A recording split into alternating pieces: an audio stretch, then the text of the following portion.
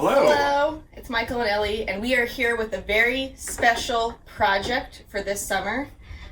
Thanks to some generous grant by the Idaho Commission for Libraries and the Idaho STEM Action Center. Thank you. We are bringing you two very cool projects this summer. The first one we're going to be talking about today is going to be our magnetic slime. Ooh. So we'll talk a little bit about magnetism, we'll talk a little bit about the supplies you'll be getting, and we'll talk about how they mix together to create a really cool version of slime that you'll be able to move around with a magnet.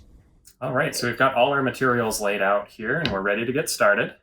So in your kit, you are going to have a couple of items. We tried to give you everything you need, including the correct measurements of glue and powder and stay flow, or liquid starch. But of course, as we would find with slime, you might need to adjust your measurements depending on viscosity. So first we're going to take our bowl and our spoon. If you would like to use a metal spoon and a metal bowl, please know that they are washable. We just wanted to provide something just in case. All of this can be disposed of after you're done making your slime. We are going to start off with 1/4 a cup of our Elmer's glue. You can use white glue or clear glue. We've tried both. Your glue will come in a nice cup, pre-measured for you. Next, we are going to add our iron oxide powder. Again, this will be pre-measured for you.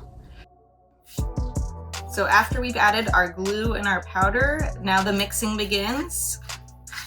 This particular slime, because of the ingredients, is going to take a lot of mixing, especially once we've added the starch. So be prepared to really keep mixing and mixing and mixing and mixing.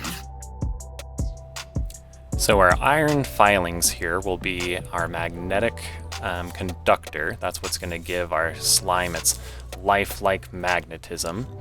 Iron is chosen because it's what is known as diamagnetic, which means it responds to magnetic fields very strongly, as opposed to something that would be paramagnetic. The reason it does this is because it has an equal amount of electrons in it that are paired, and magnetism occurs when the electrons align and are pulled towards that magnetic field, that electricity. We've provided it for you in a powder form, so it mixes really well with your slime and will incorporate in there and pull the slime towards the magnet rather than just pulling the iron out. And that's why it's really important to mix this well. What's going to happen here is when Ellie mixes the glue and the starch, she's going to be making something called a polymer. So a polymer is a substance or material consisting of very large molecules, or macromolecules, composed of many repeating subunits. Both synthetic and natural polymers play essential and ubiquitous roles in everyday life. You can find them in all sorts of substances. So once we mix these two, it's going to change the chemical structure here, and we're no longer going to have glue or starch, we're going to have slime. So what this will end up making is what is known as a non-Newtonian fluid. So it's a fluid that'll change viscosity or flow behavior under stress. So it doesn't really have a natural shape, but if you hit, shake, or apply force to it, it can become kind of solid. And it's still liquidy, obviously. You can pull it around and pull it apart, but it doesn't behave quite like a liquid would.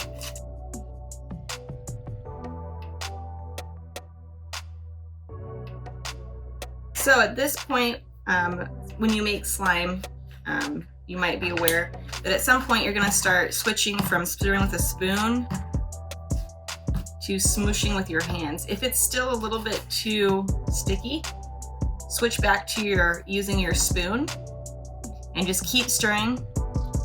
Definitely have patience with this project because it does take a lot of mixing and mixing and mixing.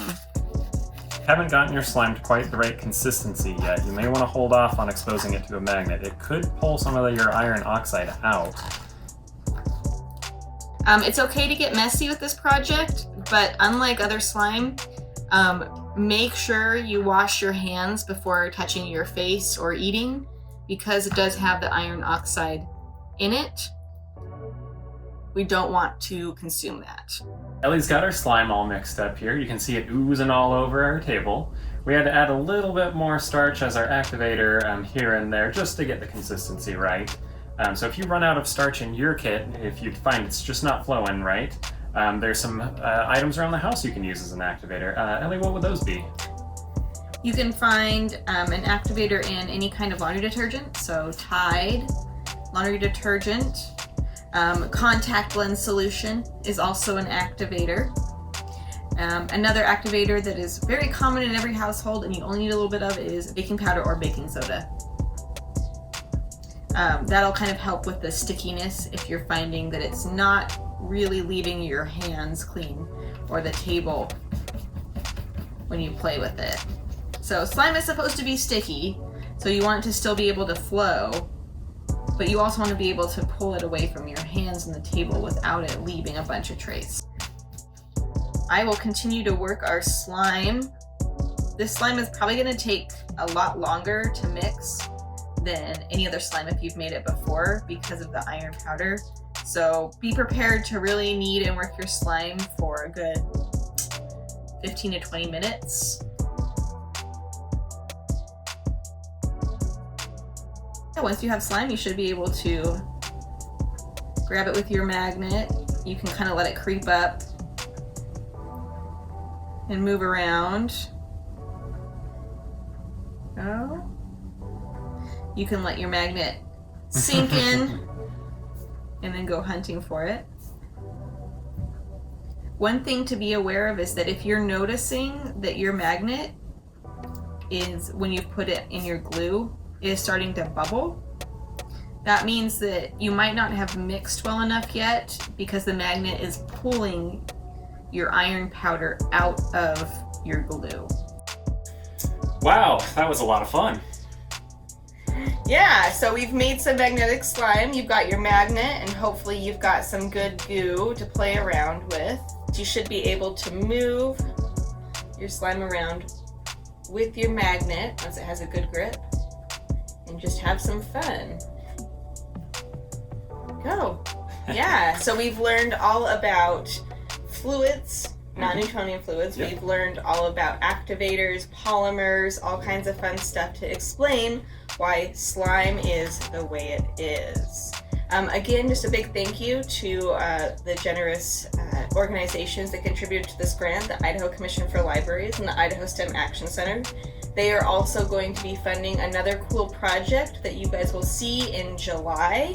Should be super fun, especially if it's gonna be hot outside. Michael and I are getting that ready as we speak. So be on the lookout for our kits in probably mid-July. So until then, we will see you guys later. Have fun with your slime. Oh yeah. Bye. Thanks.